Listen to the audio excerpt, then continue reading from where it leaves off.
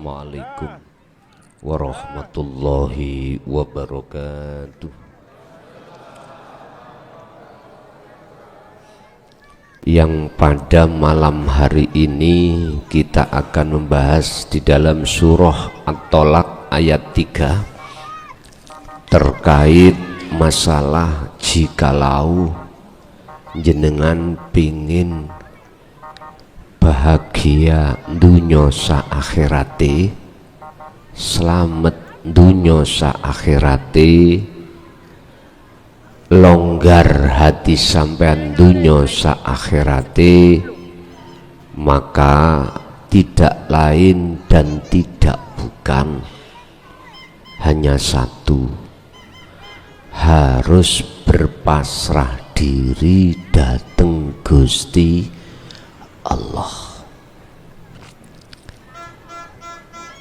Tapi sebelum kami masuk di dalam materi tentang pasrah diri, tawakal yang sebenar-benarnya, perlu kami sampaikan menindaklanjuti dari panitia tadi. Apa sih ilmu tasawuf itu? Apa sih ilmu tauhid itu? Sebab ilmu iku wajib diemban lan dibawa bagi kita semuanya yang memang betul-betul mau memikirkan bagaimana keadaan ruhaniah kita baik di dunia, lebih-lebih di akhirat.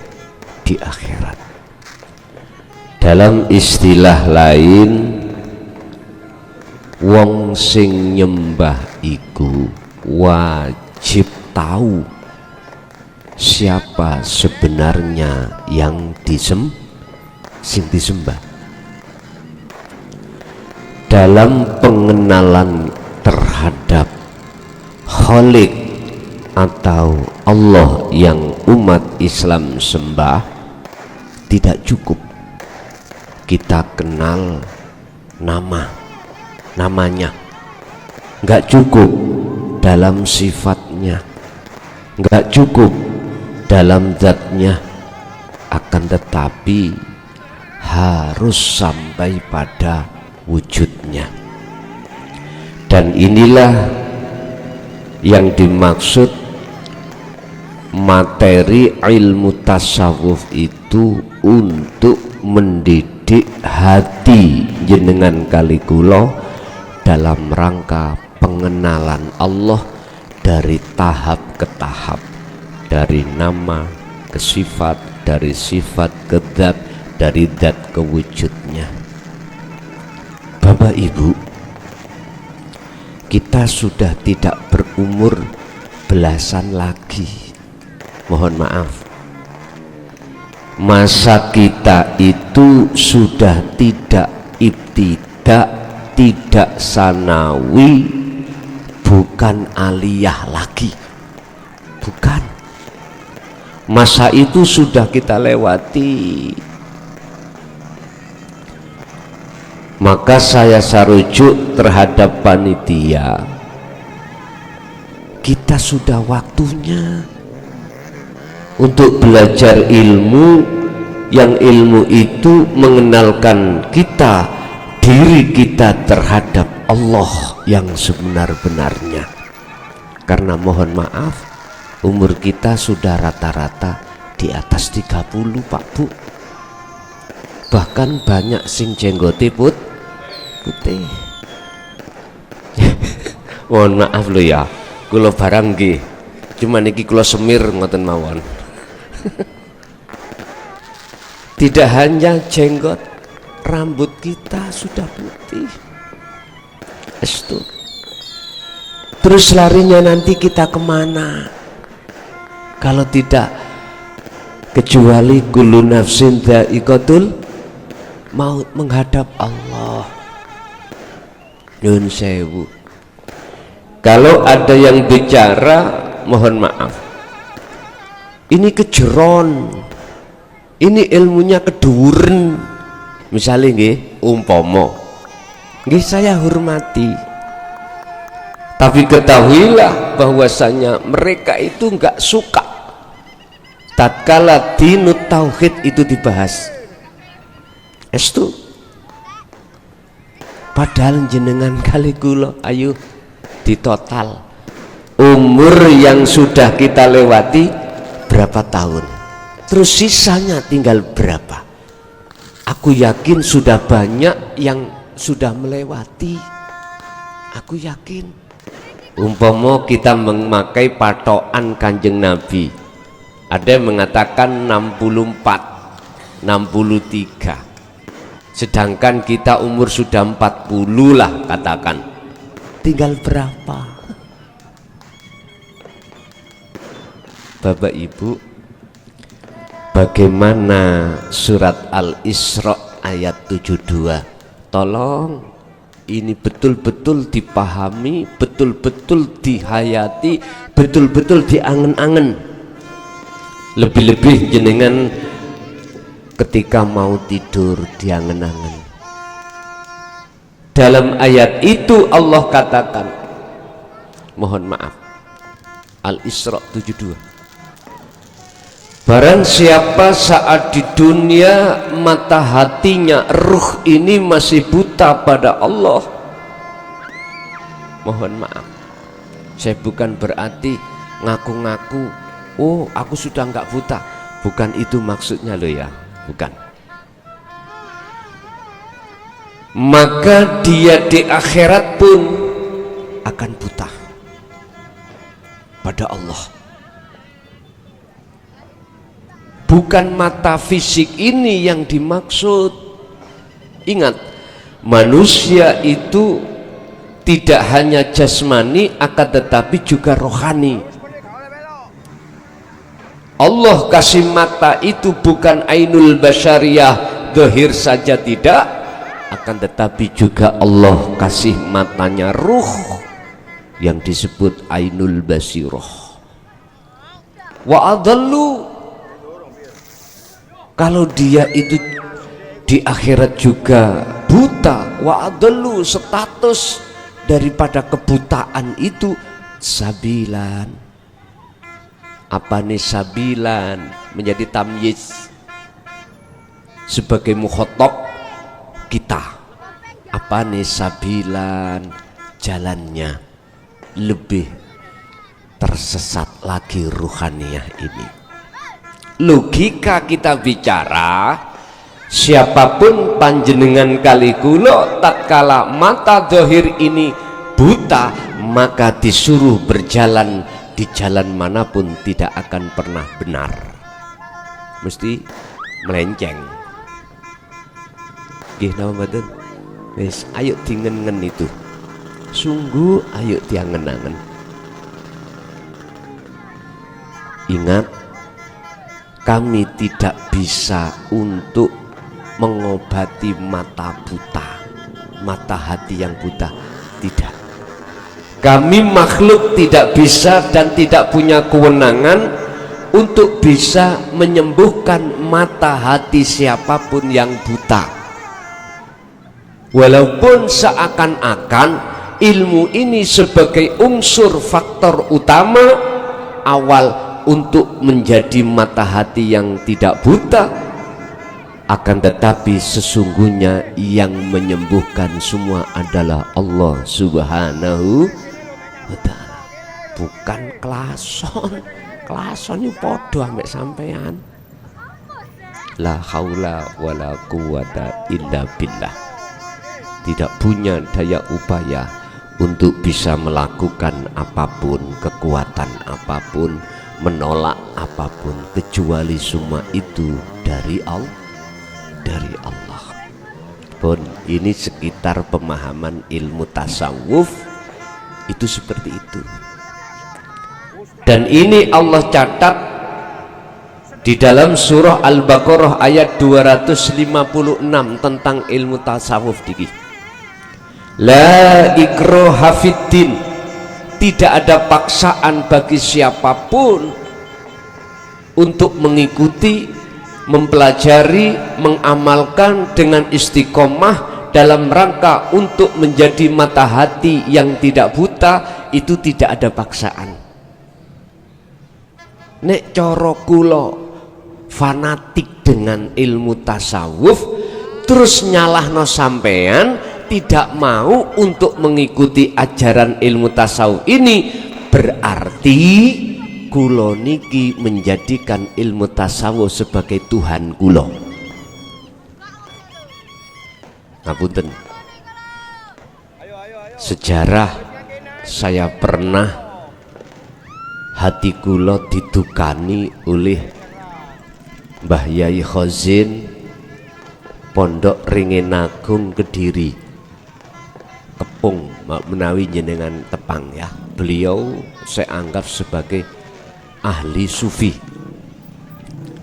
Ngeten nih, kulo niki dilokno, saya itu dimarahi setelah saya bertanya tentang Allah yang sebenarnya.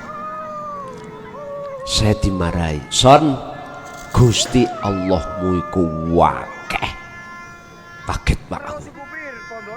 Lah Gusti Allahku ahad, kul huwallahu ahad. Wis bingung pak, Gusti Allah kok akeh. Terus Mbah Yai kok dawuh Gusti Allah piyambake kok tunggal atau esa. Di mana maksudnya?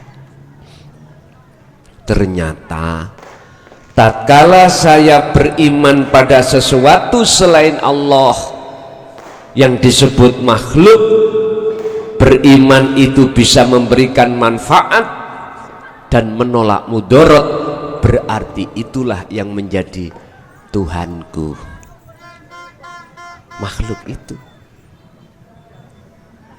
berarti iki Tuhan KW, Allah KW, bukan Allah ahad. Jenengan kali kula mengapa selama ini ketika menyembah lewat ibadah sholat kita belum bisa mengesahkan Allah? Persoalannya aja di situ. Karena kita faktor pertama untuk bisa mengesahkan, faktor pertama untuk bisa mengesahkan dan bertemu Allah yang sebenarnya itu kita tolak. Walladzina kafaru bi ayatihi bi ayatillahi wa liqaihi, dan orang-orang yang mengingkari ayat-ayat Allah. Maksudnya ayat-ayat ini masuk di dalam sebuah kalimat yang disebut kalimatin wahyu. Yang dimaksud wahyu ini adalah wahyu yang memberikan petunjuk hati sampean untuk mengesahkan Allah. Kalau boleh saya katakan dinut tauhid, khususnya ilmu tasawuf.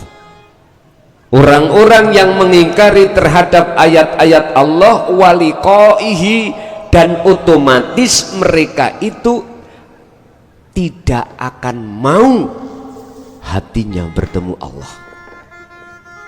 Sukanya hati kita bertemu kesenangan, kehidupan, urusan dunia. Nafsu akan masuk di dalam hati kita, menanamkan yang namanya syahwatud dunia. Maka otomatis jikalau kita sudah yastakhibunal hayatad dunya, otomatis yang kita pikirkan hati kita, bukan akal, hati kita. Sukaria, bagaimana caranya sing durung, mohon maaf lu ya, sing durung sugih pengen sugih. Padahal semuanya sudah menjadi ketetapan Allah. Ati iku mesti masuk di situ. Kalau urusan jasmani nggak apa-apa, memang harus gitu. Harus. Jenengan iki yang laki ndang nikah, yang perempuan sudah waktunya ndang nikah, ndang punya anak, ndang mikir masalah sandang pangan papan, demi kelangsungan kehidupan keluarga kita. Wala tansa nasibaka minad dunya, kata Allah, urusan dunia jangan kau tinggalkan, tapi cukup hanya di atas nama jasmani, tapi ruhaniyah jenengan wabtagu ilaihil wabtagi fima atakallah darul akhirah. Pikirin urusan ruhaniyahmu khusus hanya padaku, kata Allah. Ini pun itu sekitar masalah ilmu tasawuf. Faktor pertama untuk bisa hati sampai mengesahkan Allah adalah ilmu. Makanya diadakan taklim muta'alim seperti ini, ilmu. Makanya saya sudah 24 tahun Pak menyampaikan tentang masalah ini di setiap daerah. Mohon maaf, resikonya ya begitulah, sampean tahu sendiri. Apalagi sebelum adanya medsos, ngomong sak ngomong nih kudu diati estu, hujah dalil harus siap. Kalau enggak gitu Pak, ya Allah, udah ditendang sudah. Betul. Kita akan longgar kalau sudah masuk tahun 2014 kemarin, agak longgar. Artinya beliau-beliau para masyayikh yang tadinya hati beliau itu ada dorongan kuat untuk menyampaikan, ngempet sampai berpuluh tahun, sejak tahun 2014 sampai hari ini beliau berani menyampaikan. Alhamdulillah. Jadi Indonesia khususnya Pak, kalau kami melihat di Malaysia, di negara lain masih dianggap tabu Pak, nggak boleh. Saya di Malaysia nggak boleh menyampaikan secara umum, nggak boleh. Dimasukkan di medsos pun nggak boleh. Sembunyi-sembunyi Pak, sungguh sembunyi-sembunyi.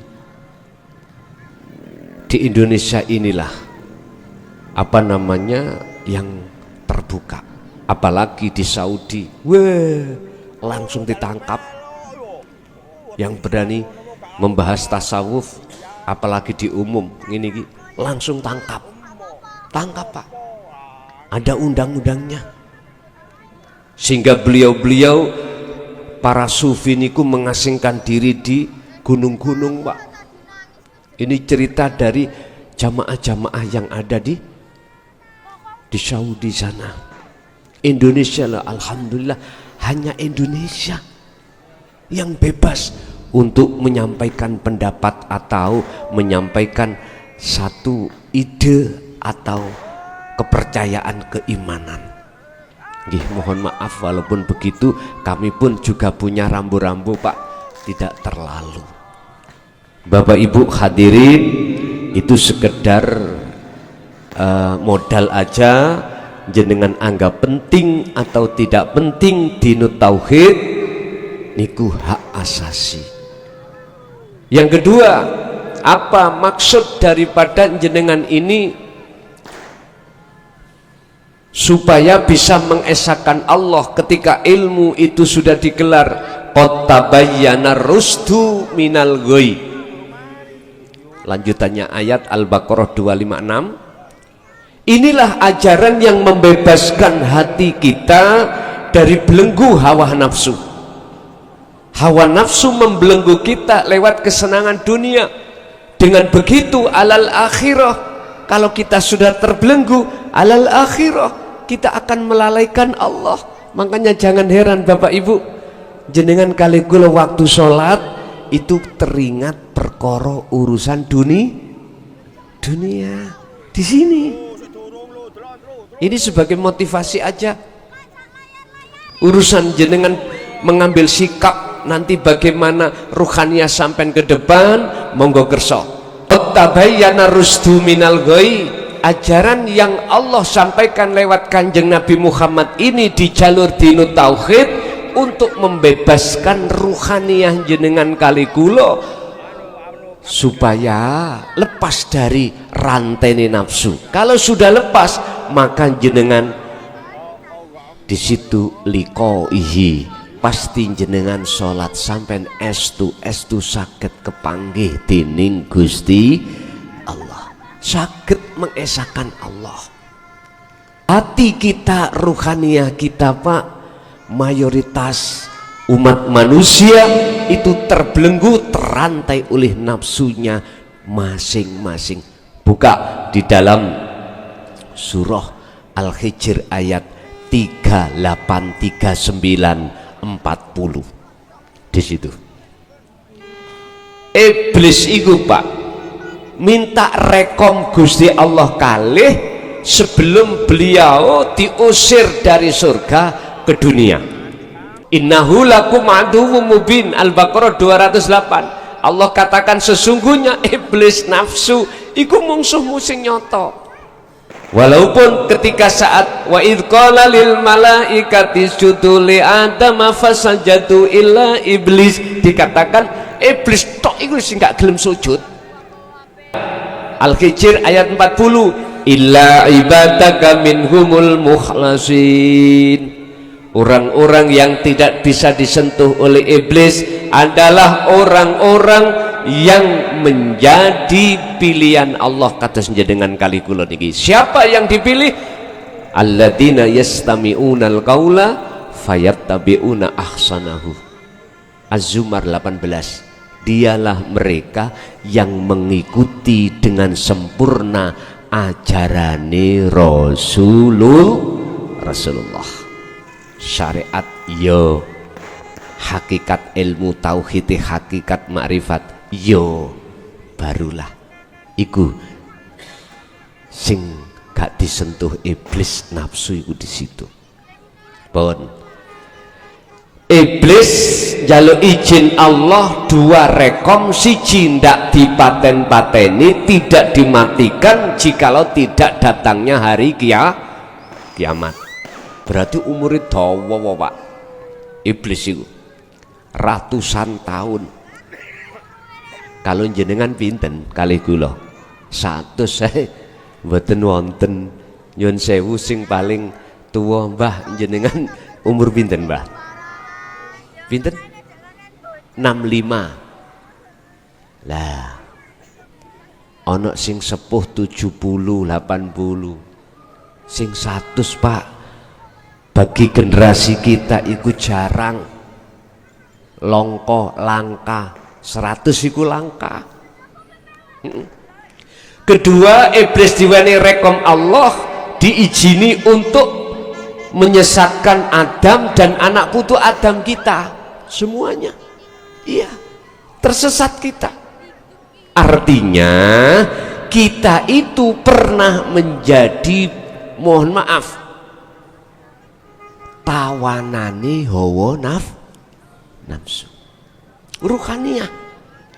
Monggo dibuka di dalam surat At-Tolak ayat 3. Bismillahirrahmanirrahim. Waman lan utawi sapane wong iku yatawakkalu, tawakal pasrah. Apa sih tawakal pasrah itu? Terus dikatakan tawakal pasrah sing bener iki ya napa? Iku ya tawakkalu pasrah sapa man Allahi ngatasi Gusti Allah. Ya fahuwa mongko utawi man, fahuwa mongko utawi Allah, mohon maaf, iku hasbuhu bakal nyukupi sapa Allah hu ing man. Man niki adalah siapapun jenengan. Mengapa Allah meletakkan ini sebagai isim nakiroh? Ini menunjukkan bahwasannya siapapun yang Allah kehendaki bisa.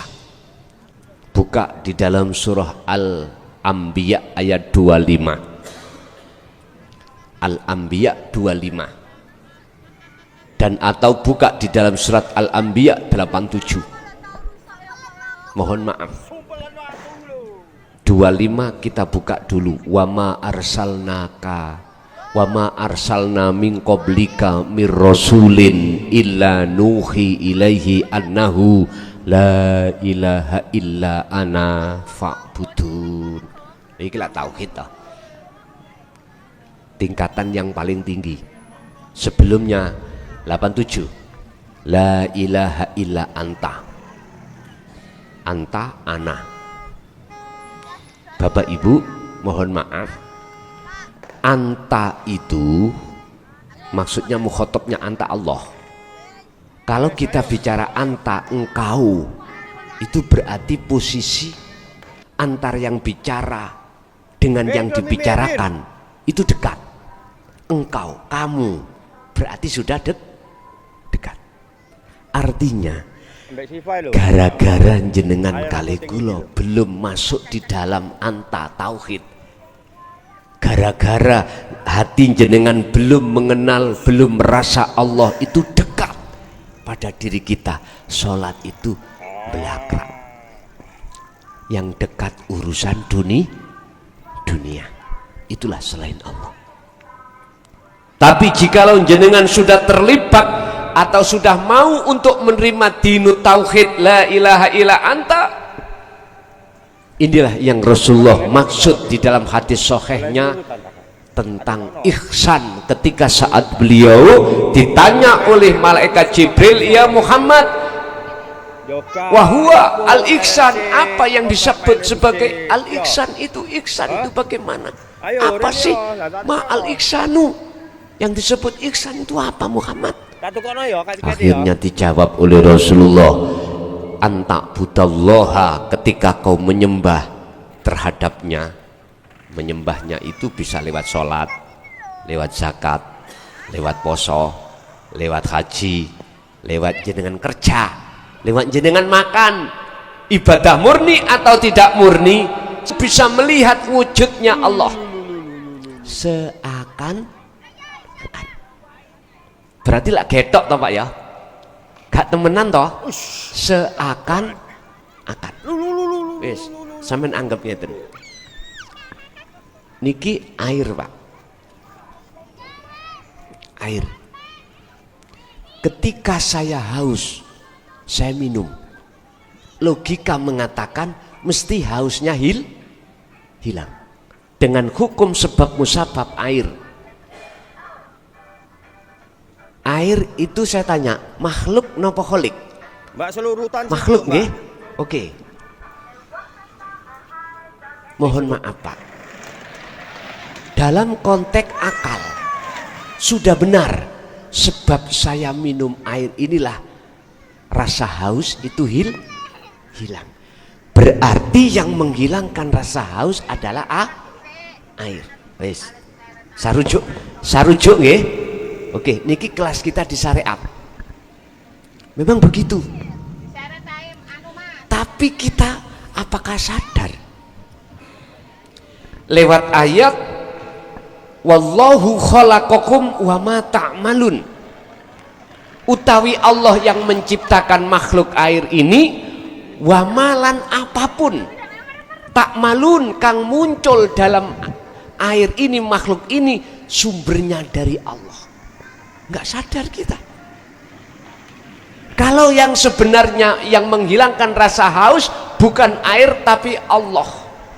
Lah wujudnya Allah itu memberikan syafaat, memberikan pertolongan, meletakkan pertolongannya, syafaatnya terhadap air, sehingga seakan-akan air ini bisa menghilangkan rasa, padahal sesungguhnya yang bisa menghilangkan adalah Allah. Inilah tasawuf, inilah ilmu tauhid yang Rasulullah sampaikan. Buktinya Al-Anbiya 25 tadi. Wa ma arsalna min qablika Muhammad, aku tidak pernah mengutus utusan sebelummu. Berarti Nabi Isa, Rasul siapapun sampai Nabi Adam dan juga Muhammad, kecuali wajib mengemban, menyampaikan, mendidikkan tauhid la ilaha illa ana. Mengapa demikian? Fa'budun supaya bisa menyembah Tuhan yang sebenarnya Tuhan, yaitu ilahukum ilahu wahid, Tuhan yang maha Islam menarik supaya sampai kali kulo itu betul-betul ketika ngibadah nyembah itu betul-betul nyawiji atau mengesakan Gusti Allah. Ngoten lho niku. Kula niki keras, Pak. Keras iku dalam arti wis kula gak ngereken wong nyaci kula walaupun saya mengatakan sampai ke tauhid ana tetap tak sampai no, karena saya punya prinsip aku luweh apik, luweh seneng, luweh baik, lebih baik saya dibenci seluruh umat sak dunia daripada saya menolak perintah Allah. Jadi saya lebih memilih Allah memerintahkan saya walaupun resikonya saya dicaci, dimaki dan dibenci. Termasuk inilah ilmu tauhid untuk mempersatukan umat sebetulnya. NU Muhammadiyah atau bendera apapun Anda tidak akan pernah rukun. Iya, manakala Anda tidak menyentuh ajaran Rasulullah di jalur tauhid, nggak bisa. Mesti fanatik dengan ajarannya, akhirnya menyalahkan yang lain. Sing pakai kunut dilokno salah, sing gak pakai kunut dilokno sing pakai kunut. Yang bertahlil dilokno haram, iku gak ono dasare bid'ah. Wis, sampai kapan bos iki terjadi? Makanya hancure Islam itu dari Anda sendiri. Karena tidak ada persatuan dan kesatuan. Bisanya bersatu dalam satu keimanan, mau tidak mau semua panjenengan khususi tokoh-tokohnya itu belajar ilmu tauhid, belajar tasawuf. Wes situ ikut tok. Wa ma arsalnaka illa rahmatan lil alamin. Lihat Rasulullah ketika saat disampaikan di dunia ini apa sih visi misinya? Illa rahmatan lil ngalamin. Jadi rahmat segenap alam, alam manusia, alam hewan, alam tumbuh-tumbuhan, alam jin, alam iblis, alam malaikat, semuanya Pak. Terus piye carane dadi rahmat? Diajak kabeh nyembah nang Gusti sing sejatine Gusti. Iku Rasulullah mengatakan di dalam surah pundi Gusti yang sejatine Gusti yang kita sebut sebagai Allah Subhanahu wa taala. Beliau menyatakan di dalam Al-Qur'an surat Al-Kahfi ayat 110, ilahukum ilahu wahid. Itulah Tuhan yang Maha Esa. Surat Ikhlas, kul huwallahu ahad. Mana sih Allah itu yang kita sembah? Allah yang mana? Dikatakan di situ, dialah Allahu ahad. Tuhan Allah iku Tuhan yang tunggal esa. Lam yalid walam yulad. Tidak beranak dan tidak diberanakan. Esa itu di situ. Gak ada yang lain. Bapak Ibu hadirin jamaah rahimakumullah. Pun jadi Rasulullah tak jawab, justru menyampaikan itu dengan dasar hujah surat Al-Anbiya tadi. Wajib Muhammad itu termasuk Rasul sebelumnya adalah mengenalkan tauhid di tengah-tengah umat, supaya jenengan kali kulo dalam rangka menyembah betul-betul kepada yang esa. Wa ma umiru illa liya'budullaha mukhlishina lahuddin, dan tidak diperintah jenengan kali kulo niki kecuali hanya menyembah Allah. Allah yang mana? wahdah apa bitauhidil asma, bitauhidil af'al, bitauhidil sifat, bitauhidid dat. Artinya untuk bisa mengesahkan pada Allah jenengan harus belajar tauhid, tentang tauhid af'alnya Allah, tentang tauhid sifatnya Allah, tentang mengesahkan zatnya Allah, sifat-sifatnya Allah. Dan Bapak Ibu kembali kepada surat At-Tolak, berarti yang dimaksud man orang itu siapapun, yaiku wong sing wis sadar mikir aku iki wis ambu lemah, wis mikir awak dhewe sisa umur tinggal sedikit. Itulah orang-orang yang dikatakan orang yang nominasi, ada nominasi akan dipilih oleh Allah. Dia sudah sadar dia akan suatu saat akan meninggal dan dia menerima ajaran Rasulullah di jalur tauhid. Barang siapa orang-orang itu betul-betul bertawakal kepada Allah. Tawakal iki yang mana Pak maksudnya?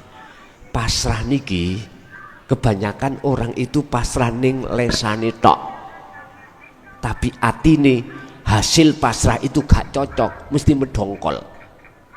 Lah yang dimaksud wa may yatawakkal 'alallah dalam ayat ini bagaimana? Kita Pak, siapapun kita nggak bisa tawakal dengan benar apabila kita tidak tahu siapa yang kita pasrahi. Kebanyakan kita taunya kan hanya pada nama. Allah, saya pasrah padamu ya Allah. Nama. Belum tahu siapa yang memiliki nama Allah. Makanya dalam satu ayat Allah katakan wa anibu ila rabbikum wa aslimu lahu. Sebelum kamu pasrah pada Allah, kamu harus kembali dulu menemui Allah. Menemui Allah dulu. Berarti tawakal itu akan benar khusus bagi panjenengan yang sudah makrifat pada Allah. Kalau kita belum makrifat Pak, belum ketemu Allah, nggak bisa kita dikatakan tawakal kita itu adalah tawakal yang benar. Makanya kata Allah wa anibu ila rabbikum, kembalilah kau pada Tuhanmu. Artinya jenengan iki kedah sing ono syariat langsung hakikat biar nuju makrifat. Lah thariqah mana kok ditinggal? Mana jenengan sholat iku wis thariqah Pak. Saya tidak bicara thariqah mutabaroh di luarnya, enggak. Jenengan nglakoni sholat, nama sholat itu thariqah, jalan. Tinggal jenengan ono hakikate apa enggak? Tujuan Anda kebimbing ilmu tauhid apa enggak? Tujuan sampean kali kula sholat itu nyembah Allah. Lah ngoten nggih. Allah memberikan fasilitas thariqah ada dua, ibadah murni dan tidak murni. Murni termasuk sholat. Nama sholat iku adalah thariqah, syariate ilmu bagaimana caranya sholat, hakikate tujuan bagaimana sholat itu bisa hudur ketemu Allah, tauhid. Akhirnya sampai wis ketemu, wis nyatakno hakikate makrifat bertemu Allah hudur. Dalile pundi? Surat Al-Mu'minun ayat 1 dan 2 dibuka, qad aflahal mu'minuna alladzina hum fi sholatihim khashi'un. Sungguh bahagia, sungguh damai bagi orang-orang mukmin yang ketika sholat dia bisa ketemu Allah dalam kurung khusyuk. Oh, jenengan nek sudah sampai di sini, masuk dalam masjid, ketemu ngaji, itulah nyatane hakikat disebut makrifat. Gampang nggih? Niku logikanya seperti itu. Pun kalau jenengan betul-betul sudah tawakal, setelah jenengan niki mau syarate kudu kembali kepada Allah, wa aslimu lahu, pasrah diri pada Allah alias tawakal, fahuwa mongko utawi Allah iku hasbuhu. Allah sing pundi? Jenengan sudah kembali kepada Allah berarti jenengan sudah mengesahkan Allah. Tanda jenengan sudah mengesahkan Allah, cinta sampean ini menghadapnya sampean ati sampean ini, imannya ati sampean ini, tidak ada iman selain Allah, cukup hanya pada Allah saja. Contoh minum tadi, boleh secara syar'i lahir mengatakan hilangnya haus itu karena air, tapi hati sampean bisa nembus menyang wujudnya Allah. Innallaha bikulli syai'im muhit, sesungguhnya Allah melimputi atas segala hal sesuatu, cuman wujudnya ora kena dilihat mata dohir, tapi bisa dilihat dengan mata hati. Hidup itu yes. Ngeten iki dulu gak berani Pak ngomong yes. Sekarang Allah sudah melonggarkan hal-hal yang sesuatu yang dulu kita anggap tabu niki pun penak menurut saya. Tapi kok yus tak penak no, kata Allah kok si panggah tetap umat iki ingkar. Bagaimana ayat-ayat yang cerita-cerita umat-umat Nabi sebelum Kanjeng Nabi Muhammad dihancurkan dengan cara Allah sendiri, bisa lewat tsunami, bisa lewat gempa, bisa lewat peperangan, bisa lewat apapun, itu urusan cara Allah sendiri pun. Kalau kita sudah betul-betul tawakal sesuai dengan Quran, fahuwa hasbuhu, Allah mencukupi atas segala keperluan jenengan, mencukupi. Sekarang kita bicara tentang kalimat hasbuhu. Kalau jenengan memandang dari syariat, hasbuhu itu apa kebutuhan jasmania sampean, urusan dunya. Balik elak teng mriku, mandangnya kembalinya kepada itu. Apa sing sampean butuhno, apa besok yang sampean butuhkan untuk keluarga, walaupun sekarang belum ada, mesti dicukupi Allah. Ayat sebelumnya itu At-Tolak ayat 2, wa may yattaqillaha yaj'al lahu mahrajan. Barang siapa memegang teguh takwa, sesungguhnya takwa ini, maka Allah akan membuka masalah jenengan yang menurut akal tidak bisa dibuka. Niki Allah buka masalah ini disebabkan karena anugerah Allah diletakkan pada jenengan, karena jenengan betul-betul takwa datang Allah. Takwa ning ati, gak ning akal, gak ning jasad tok. Nek jasad ninggal do larangan, jalankan perintah, oke. Tapi ati jenengan anik butullaha wastanibut taghut, wajib ati sampean gak oleh beriman kepada makhluk. Wastanibut taghut, tinggalkan iman kepada makhluk.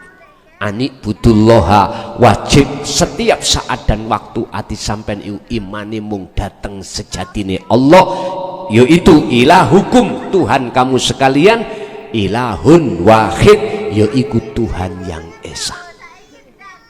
Berarti inilah yang mengesakan Allah. Untuk bisa sampai di sini, ilmu harus sampai gowo, tauhidnya, amal prakteknya kholwat dzikir, istiqomah terus menerus, baru bisa mencapai takwa. Wa may yattaqillaha yaj'al lahu makhrajan wa yarzuqhu min haitsu la yahtasib.